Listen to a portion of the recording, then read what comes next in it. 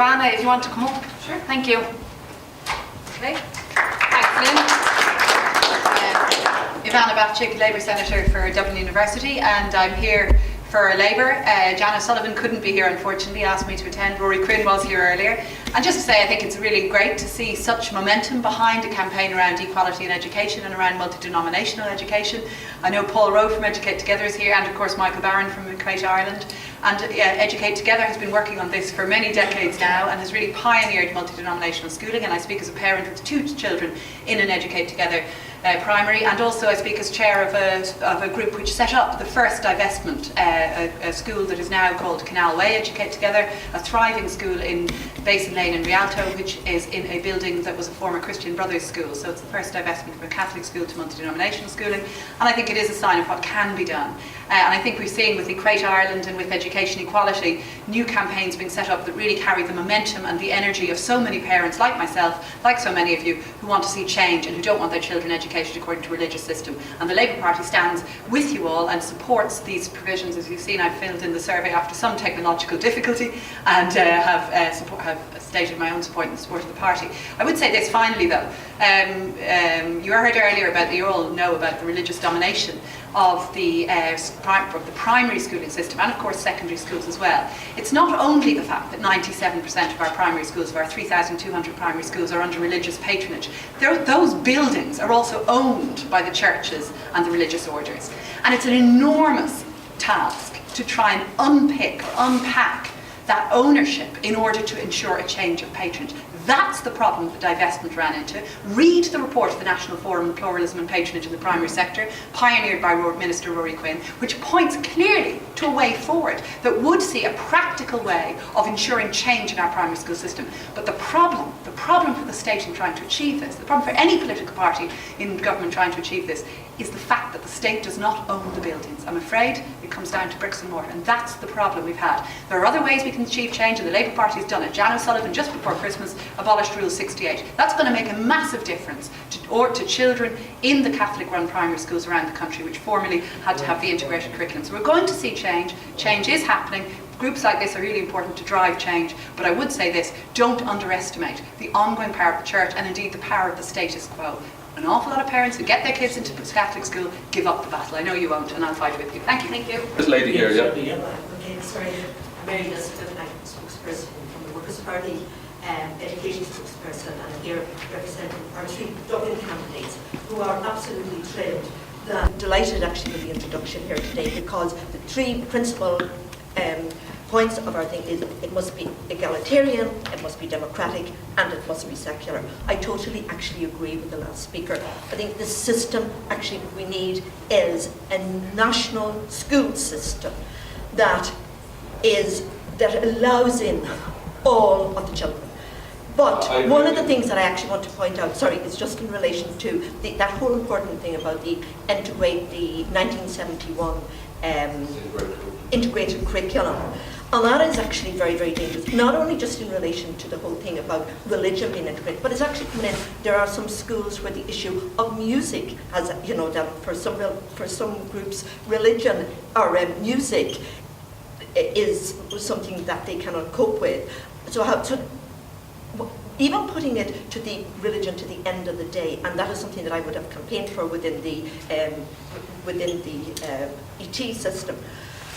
There is still, and I worked myself in Nordenby National School, where we had children from different religions. But one of the things that I found a difficulty, because this was what was seen as a Catholic school, was that if you had maybe, take for instance, the end of the school year, that was, the celebration was being held in the Catholic Church.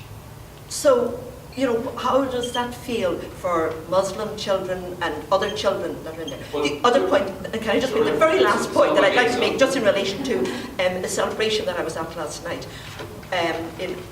with the Muslim community.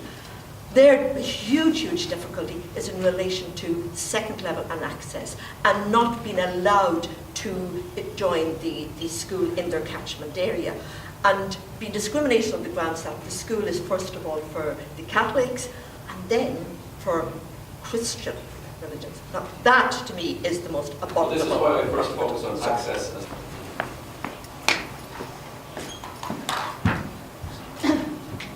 Hi, my name is Diana O'Dwyer. I'm the Anti-Austerity Alliance candidate in Dublin Central.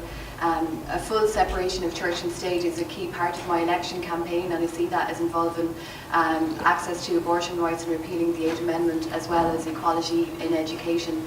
I can't understand why, if these schools are all being state funded and they're discriminating against people in a way that's unconstitutional, why the government can't simply threaten to cut off funding to these schools unless they stop discriminating. I mean, wouldn't that be one way of approaching it? Also, why can't there be compulsory purchase orders of the school properties if it's a problem that they own these properties? So I think it's great that there's now campaigns being run on this issue. This is the only thing that will force the very conservative establishment parties to do something about this. It's another one of these religiously linked issues that they just don't want to touch with a barge pole unless they're really forced to do it. The same thing exactly with abortion rights and gay marriage as well. But the massive vote for the gay marriage referendum, it really just shows that there's been a huge groundswell and change in public opinion. People in Ireland are much more liberal now. They're not really religious anymore, and the establishment is just way behind them and can be pushed along if there is enough pressure on this from below. And I think that there has been some success in making this an election issue. I've been going around knocking on doors in Stoneybatter and in Cabra and in Phibsborough, and if people are saying it to me, like young parents, they're actually kind of shocked when they go to try and send their kids to school and they find out this crazy situation that they're being told to baptise their children. It just seems so completely anachronistic and backward, in the same way as the fact that Irish women have no abortion rights seems completely crazy and backward to anybody, any young people or anyone really under the age of 40, you know, that there aren't these kind of rights in place, and that the Catholic Church still has so much influence over those issues when people, you know, aren't religious anymore. So this is just something that, in a way, if there is a good campaign on this and it's pushed, I really think there's going to be majority public support for this. And it's also significant as well that it's primarily a problem in Dublin. And why is it a problem in Dublin? Because Dublin is the least religious area. It's the last redoubt of the Catholic Church. It's trying to grab on to brainwashing children from an early age because they're not being educated at home by their parents. And that's why they're trying to get this in through the school system.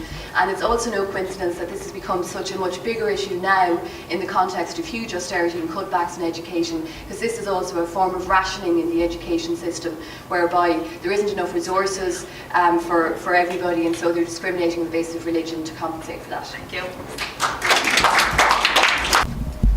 Hi, thank you very much. My name is Roslyn Fuller, and I'm running as an independent in Dublin, Fingal. And as you might hear by my accent, I'm not originally from Ireland. I was born in Canada. I've lived in Ireland for the past 10 years. And as such, just to keep things short but sweet, I come from a working class family and an immigrant family. My grandparents and my mother came to Canada as immigrants, and my father has a working class background. But all four of us as children went to school, a non-denominational school, a non-gender segregated school, for free. We all went to university for free. Today, I'm a doctor of law. My brother does something with brain research that no one really understands in our family, but we pretend to understand it. My middle sister is a medical doctor. All of that was enabled by the free education system that we were the direct beneficiaries of.